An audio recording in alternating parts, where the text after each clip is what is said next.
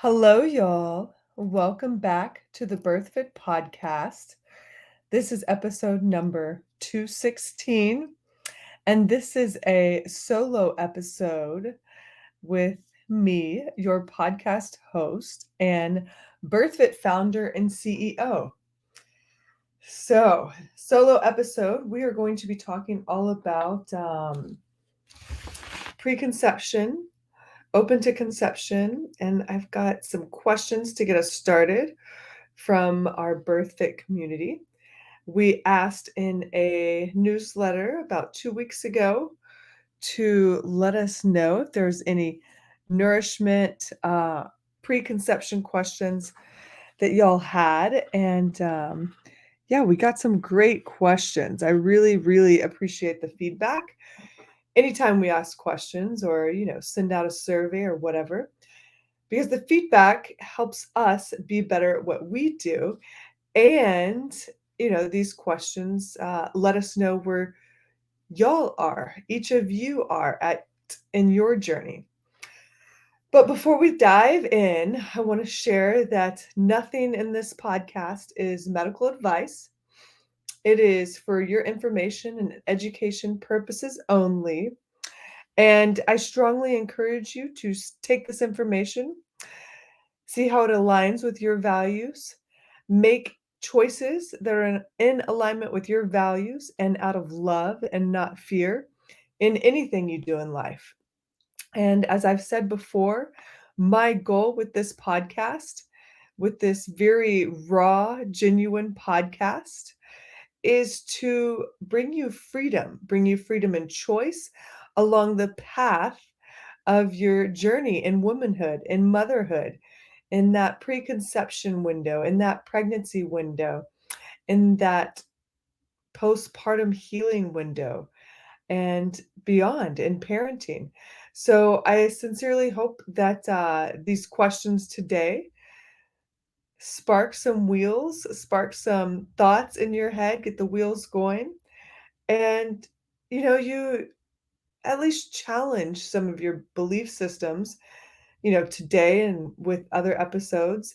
And that way you can get really firm on what you believe and how you want to go about parenting and mothering and showing up in this world. And I think just knowing who you are and your values, that's just such a beautiful thing. And I don't think we practice it enough or reflect on it enough. Tune in to make sure we like our belief systems and are still in agreement with our belief systems right now. Yeah, it's good to have some healthy discussion, some healthy disagreement. And yeah, let's get started. So today is about preconception, nourishment, and this open to conception window. And I want to start by saying, one of the very front runner reasons that I started BirthFit years ago in 2013 was because I had this thought. And of course, then I didn't know what I was doing. Many of us still don't know what we're doing. But I had this thought that we as women, in order to be the healthiest versions of ourselves, we needed to strive daily to be birth fit. It's two separate words, but obviously I made a logo and put the words together. Birth fit. So what does fit mean? Like we're capable of birth, creation. So that takes us back to fertility. And if we are not having, as women, if we are not having a menstrual cycle, if we are not bleeding and ovulating, then we are not at the healthiest versions of myself. Prove me wrong, but I do not believe somebody that is not having a true period, a true bleed, that we are not healthy, that that person is not the healthiest version of themselves. So extreme athletes that go for months and months and months without a period, that is not healthy. Hormonal birth control, blocking Um, Ovulation, that is not healthy. As women, we are cyclical beings. We are designed for this monthly cycle. We are different every single freaking day. And our hormones and our physiology and our metabolism and everything changes daily. So, first of all, if we're just like trying to be the same with the hormonal birth control every freaking day, oh my God, that is a hot mess. And I did an episode earlier on fertility after birth control. So I'd encourage you to check that out. But if we are not ovulating, we are not the healthiest versions of ourselves. So that goes to fertility. If we are not fertile, then we are not healthy. And I say this because, like, I'm so used to the questions now, but for the last freaking 10 something years, anytime, I would say birth fit or I do this for birth fit, I'm birth fit, people would be like, "Oh, are you trying to conceive?" No, I'm not. I'm not in the chapter of open to conception, but I am trying to boost my fertility, enhance my ovulation, support my cycle. So I just want you to like start to wrap your head around that perspective and that lens. And you know, I also don't. I've never loved the phrase, "Are you trying to conceive?" I feel like there's the quote by what's it, Yoda, that's so great. No try, only do. You're either conceiving or you're not. And obviously with women, we have to be very mindful of our cycle because we're only fertile, 5 days out of the month. A few days leading up to ovulation when sperm can live inside of us for 5 days, ovulation day, and then we're not fertile. So that's why I choose to use the phrase open to conception because it involves the being as a whole, mind, body, and soul. And, it's a lot more common now to prepare for conception mentally, physically, and emotionally than it was, 10 years ago when BirthFit started. When BirthFit started like I say a long time ago, but years ago, people would find us in their second trimester, third trimester, for sure postpartum. And now women are finding us way before they even conceive because they want to have a conscious conception. They want to get their bodies ready physically, mentally, emotionally for this huge transformative experience. And I think that's awesome. So, yeah, I do think, it's important to get ready to especially nourish yourself before you're in the open to conception chapter. I think if you have that awareness and you have that opportunity to really nourish yourself, it's going to like help so much throughout pregnancy and healing postpartum. So we'll dive in there, but we'll dive down that rabbit hole in a second, nourishment wise. I wanted to start with a few questions that I got.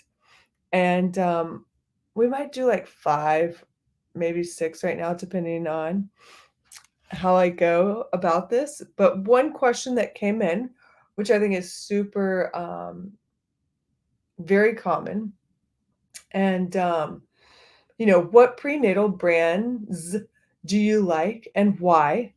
Also, have you found a good one that contains a decent amount of choline? That's a great question, and I want to kind of elaborate on this because, um, I think prenatal vitamins are wonderful.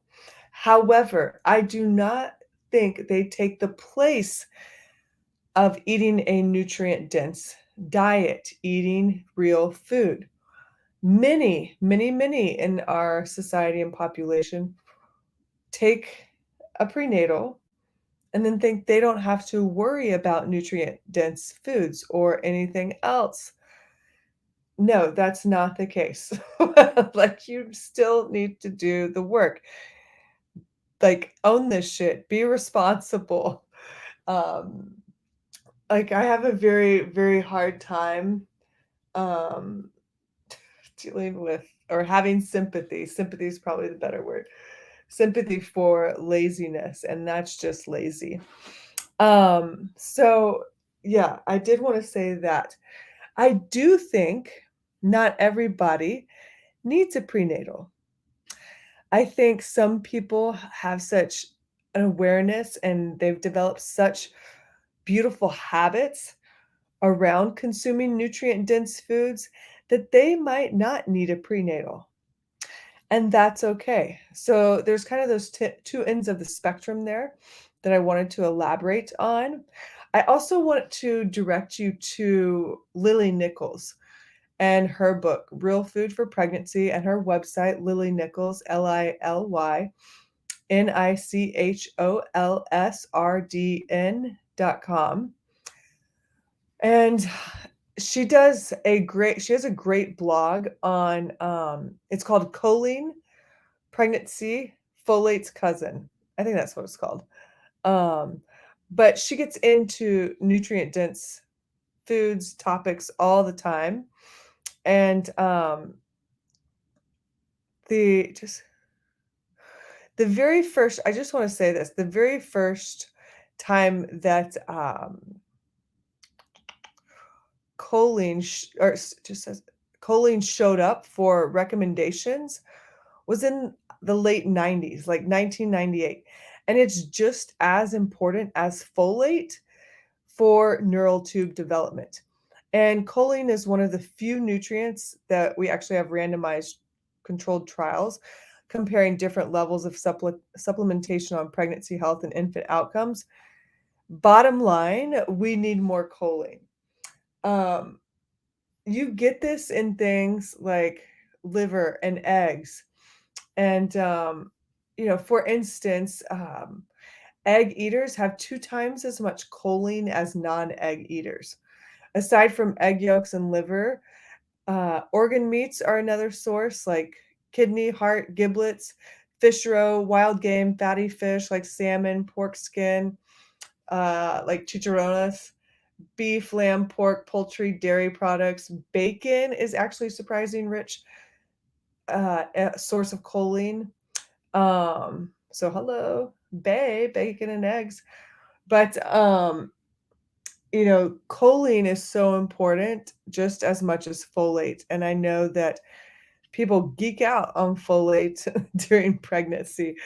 So I'm glad you brought this up.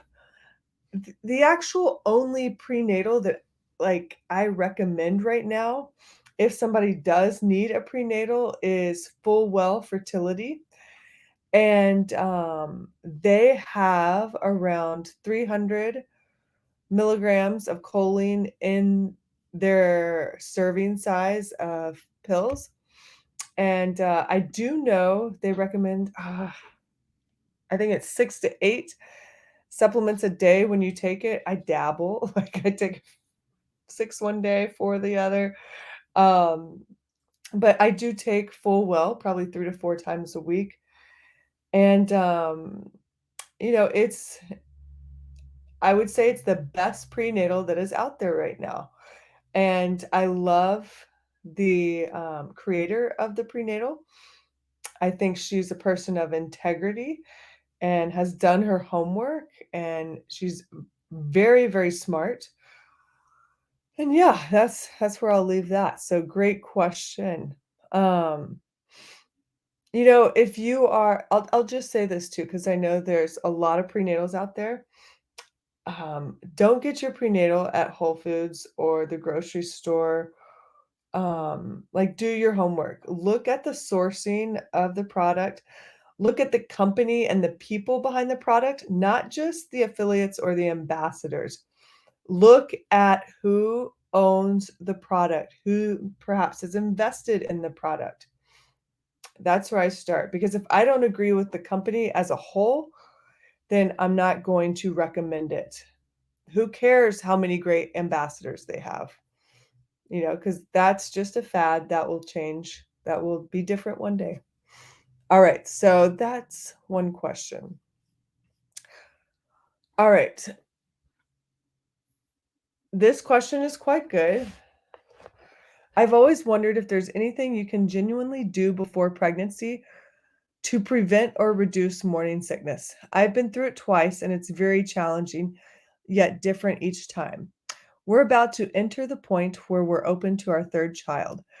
I'll also be older at this time, the age at which Western medicine considers advanced maternal age. Are there any additional preconception considerations as we grow older that can contribute to a healthy and comfortable pregnancy, or is preconception health the same regardless of age? Um, I don't think preconception health is the same for any pregnancy. I think every pregnancy is different. I think you're a different person going into each and every pregnancy, even if one ended in a loss. Maybe the loss was early, the loss was late. I think every pregnancy is different. What you do in between pregnancies and or preconception, like I was sharing earlier, significantly matters as far as nourishment and nutrition. I've observed this so much. Those that truly nourish themselves, eat nutrient-dense foods, crush raw milk, bone broths, organ meats, desiccated organs, whatever you can do. If those are in the diet, I see such better health. And the advanced maternal age is just bullshit. I would encourage you to explore options outside the system, because the system was designed the way it is, and it's not that it's broken. It's working exactly as it's designed, for profit, and they have just silly policies in play. I literally had a client conceive in the last month who was 46, and she's the healthiest version she's ever been. I think this is like her third or fourth kid. There's a significant age gap in between her previous kids and now this one, but yeah, she's been living on that real food diet, crushing raw milk, organs, and got pregnant. Hallelujah. Um,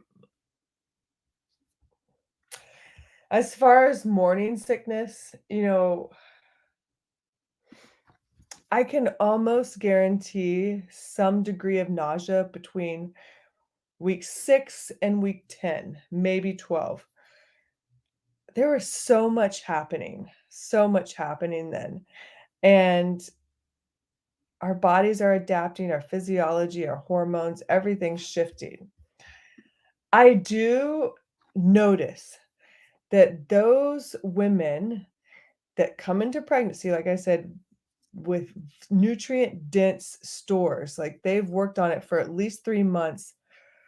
They've got their blood sugar to a good spot. They crush, like, minerals are part of their diet. I do see that they have a little bit smoother of a transition through this first trimester. That's not to say that, they don't get nausea, they don't get sick. It's just that I see it a little bit smoother. I also see that, when women actually consume some sort of protein first thing in the morning within an hour of waking, that helps. Protein, protein, protein.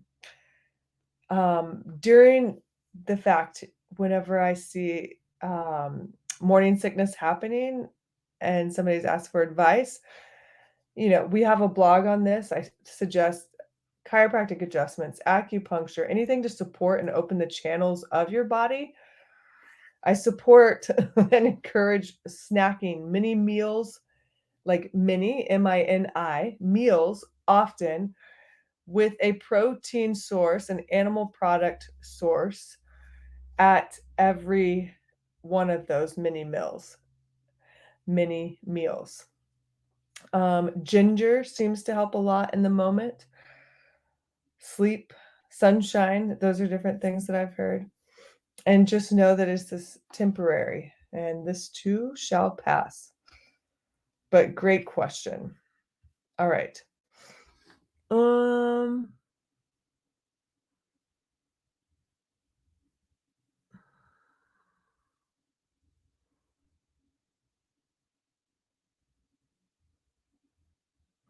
okay, this question is more along the lines of, are there any safe protein shakes powders you would recommend to use while trying to conceive? I'm worried about protein powders and supplements may not be a good idea while trying to conceive or while pregnant. As with anything, you make the ultimate call. You are the deciding factor. And here's, my spiel is, if you're going to put a pharmaceutical drug in your body instead of a supplement, like, why? You're gonna trust that over it's like, over some vitamin A organ supplements, vitamin A strong, like, liver supplements? I don't get that. Um, just my 2 cents. Um, Let me see here. You know, with protein powders, I would be very, very mindful of the sugar content. Um, Make sure the whey, like the protein source is often whey, make sure it's a clean protein source. Um, yeah. When I first started BirthFit, there was a company, and I have no idea if they're around, but it was called Progenics, and they were they had all the ambassadors. See, I told you ambassadorship is trendy. Um, and big in the CrossFit world, but it was just kind of garbage product.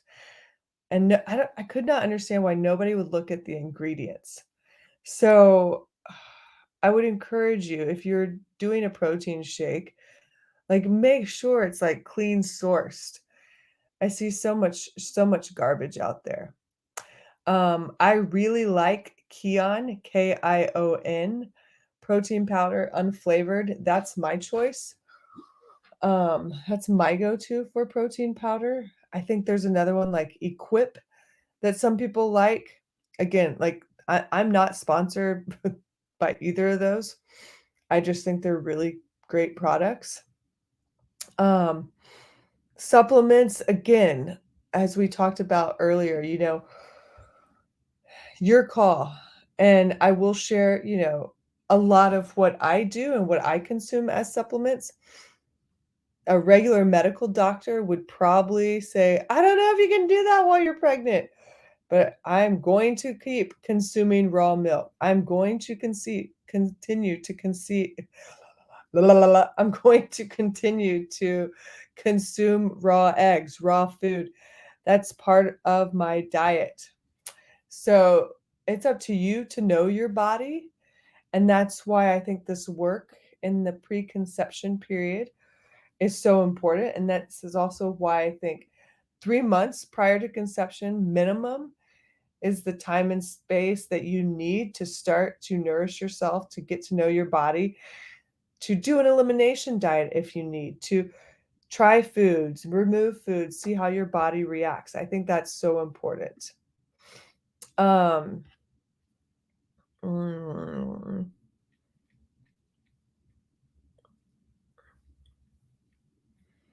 all right, somebody asked what I meant by biohacking, and I would encourage you to listen to the episode, I think it was 2 before this, with Kristen Weitzel, and it's simply, she has a great definition, and I'll probably butcher it, but biohacking is such an intimidating word, I think, but especially for women.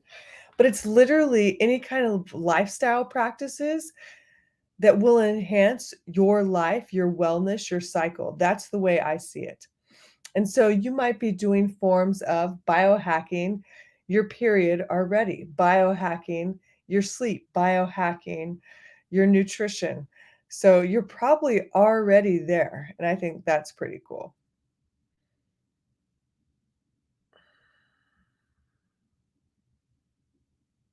Okay.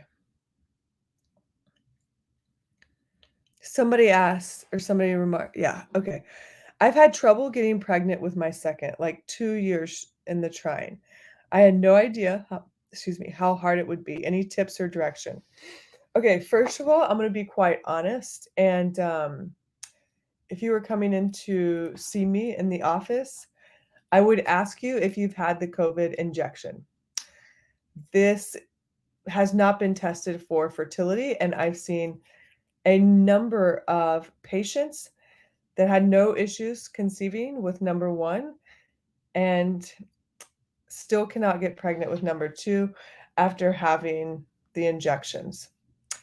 So, just gonna throw that out there. The other thing I would say is go back to nourishment, go back to minerals.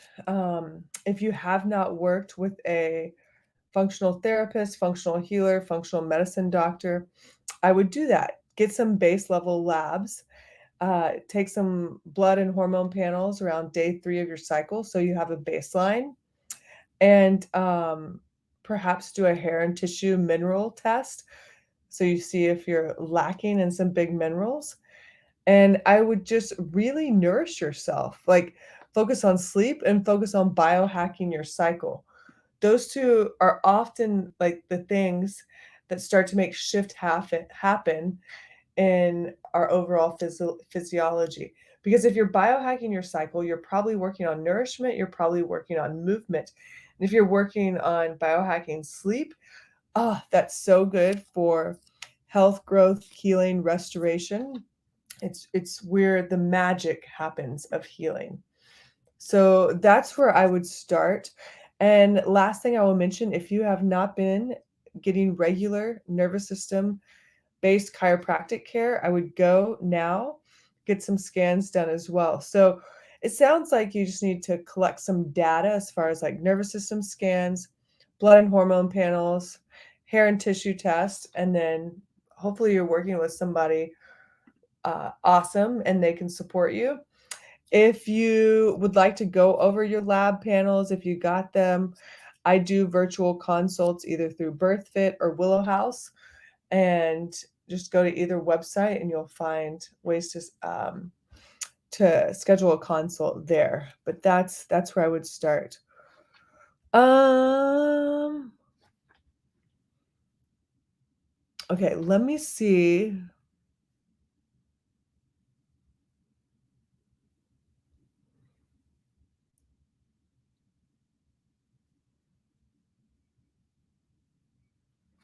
Excuse me.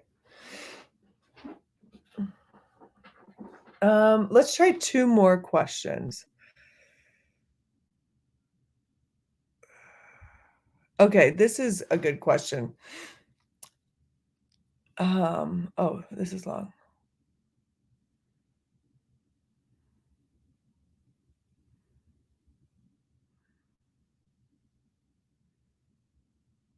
Okay, somebody asked about placenta. I think the placenta is very related to our nourishment. And so I might sound like a broken record, but you might need to be eating more food. Somebody shared about with their first kiddo, the placenta was small, baby was a little on the smaller side. And, sometimes we don't know why babies are the size they are, but I would go and focus on food and not limiting yourself. If you were somebody, especially if you come, like I see this a lot, if you're coming from the fitness or nutrition world, the background, like you have that background, sometimes women tend to restrict themselves, restrict food, and that's no bueno. Um, I love that you said your goal is to connect more this pregnancy with your body and baby in a more spiritual and primal way.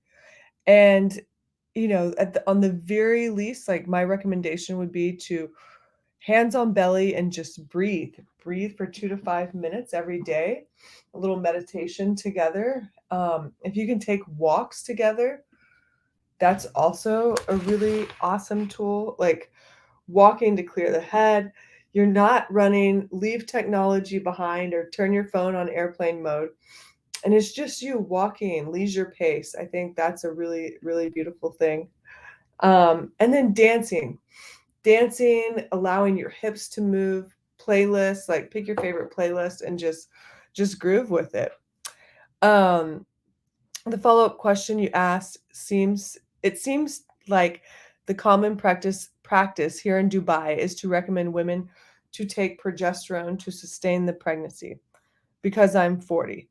What are your thoughts on that? Can a progesterone blood test determine the need for it? Yeah, you can look at your blood and hormone panels and see, like, if you test around day 21, you can test your progesterone to see what the levels are.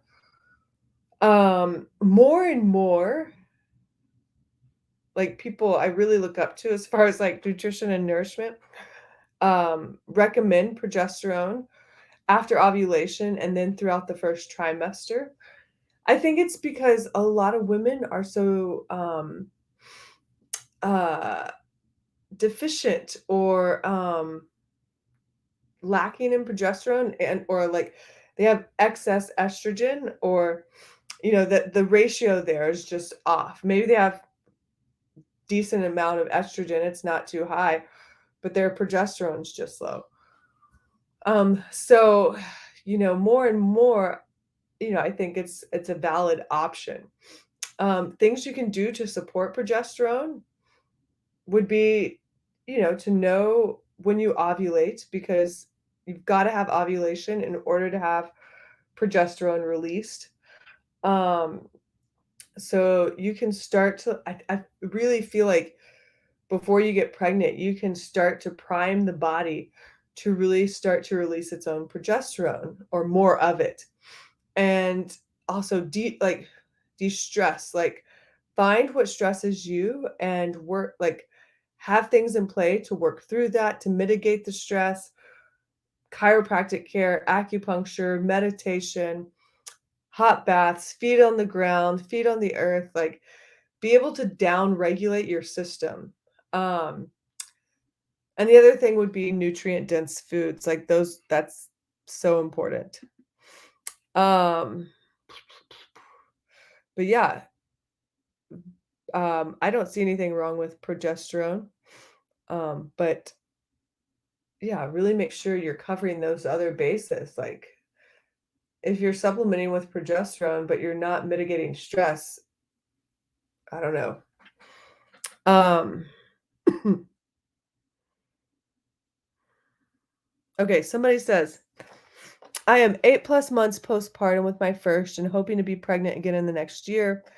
I participated in the BirthFit Basics with my local chiropractor around 6 months postpartum, and I also purchased the BirthFit Education Foundations course last month in hopes of becoming a BirthFit leader. Awesome. We need more leaders, always.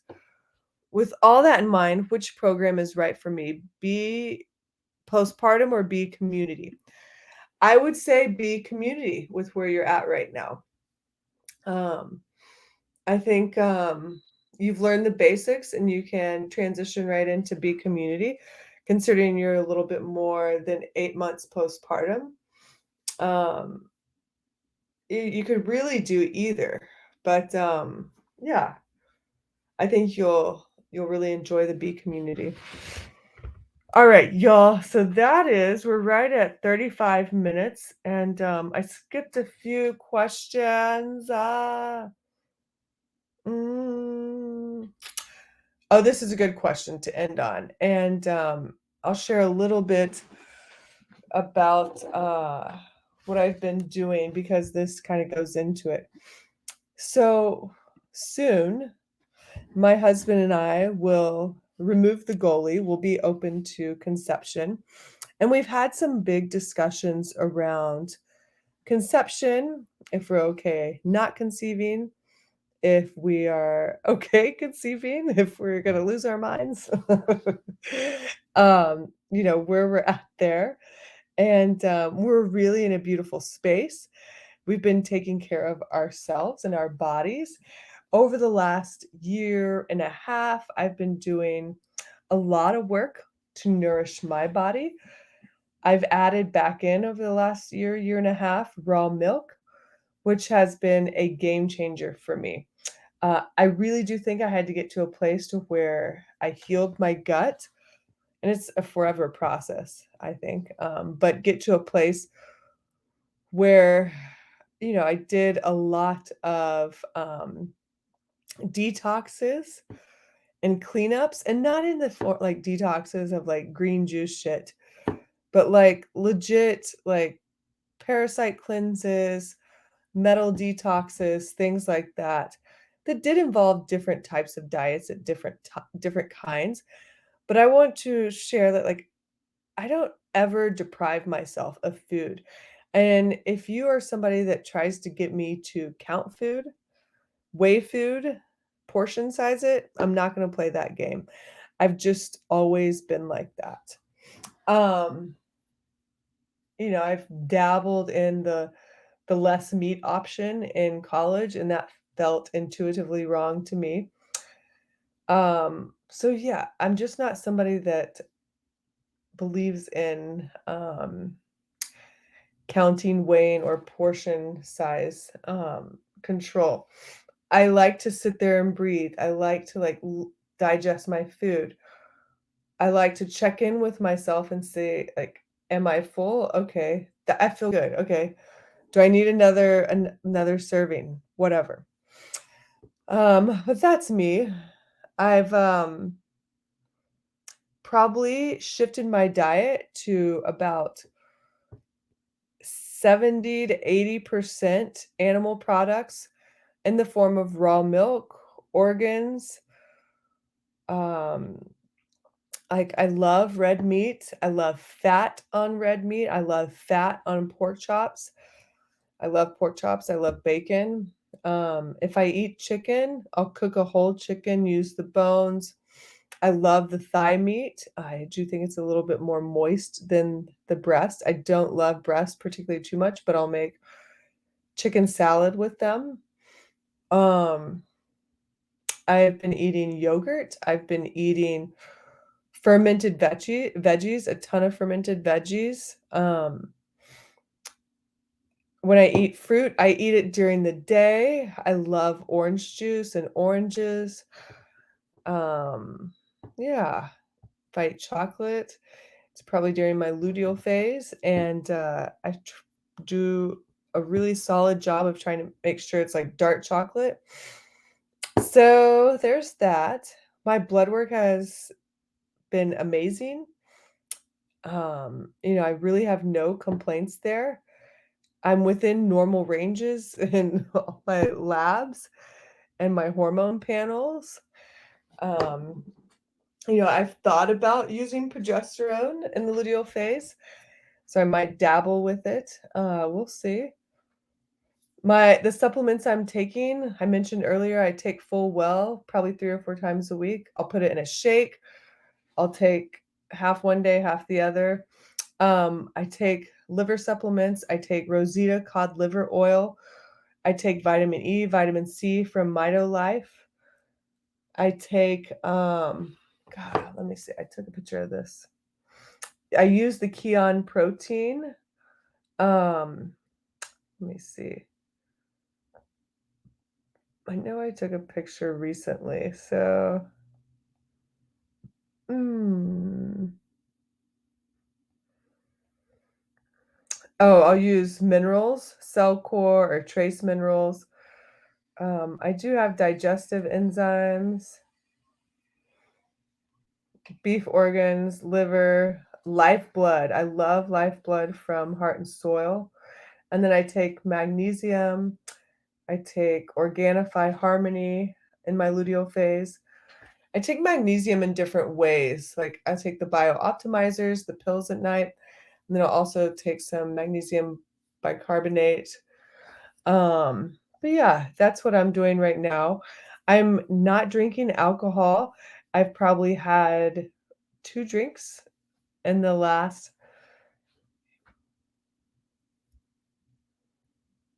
4 months, and then the last 5 months, which includes our wedding, I had, like, 2 drinks at our wedding, and both of them were tequila with, one had Element.